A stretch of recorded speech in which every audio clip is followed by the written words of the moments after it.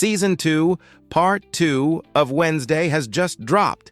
It's been almost a month since the first 4 episodes aired, and now we finally have the last 4 that close out the season. When we last left Wednesday, she was in a coma, Tyler was on the run, and Slurp looked like he was consuming the brains of anyone in his path. This second part picked up right where things left off, and the finale ended with an explosive climax. So, let's break it all down. This is Wednesday Season 2, Part 2, Ending Explained. Fair warning, spoilers ahead. Early in the season, we saw a premonition of Enid's death, and assumed Tyler would be the one responsible. But that didn't actually happen. Wednesday discovered Rosalind Rothwood's grave, removed her hand from the cursed candle, and ended up paying a price. Her own life was at stake. After Wednesday and Enid's minds were switched, both were in danger of dying if they couldn't switch back. But through finally understanding each other and strengthening their friendship, they returned to their own bodies, nullifying the original premonition.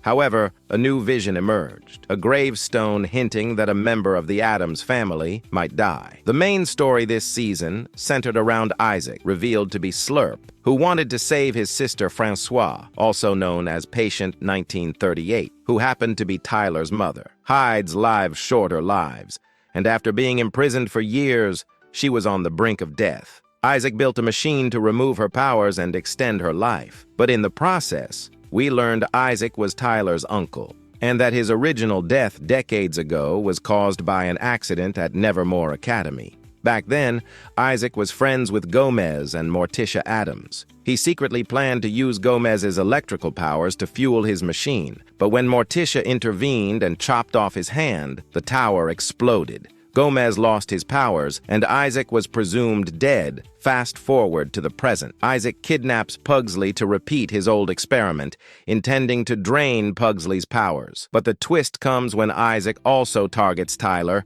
wanting to strip him of his Hyde abilities at his dying mother's request. The Addams family intervenes. Enid transforms into a werewolf under the full moon to rescue Wednesday from being buried alive. A selfless act that means she'll be stuck in wolf form forever as an alpha, hunted by other wolves. The family storms the tower, Wednesday frees Tyler, and an epic mother versus son Hyde battle begins. Francois sacrifices herself by letting go and falling to her death, knowing she's doomed regardless. An explosion mirrors the tragedy from 30 years ago, again leaving us guessing which Addams family member is supposed to die. But as each family member wakes up alive, that mystery is pushed to next season. Isaac survives the blast this time, but Thing, revealed to be Isaac's original severed hand, turns against him. As Isaac chokes Wednesday, Thing takes control, rips out Isaac's heart, and kills him. It's a chilling, heartbreaking moment as Thing detaches himself from Isaac's lifeless body and returns to the Addams family. Enid is now permanently in werewolf form and last seen near the Canadian border. Wednesday vows to track her down over the holidays instead of going home. Uncle Fester will join her, showing he hasn't gone far despite being on the run. Tyler survives but becomes an orphan after losing both parents.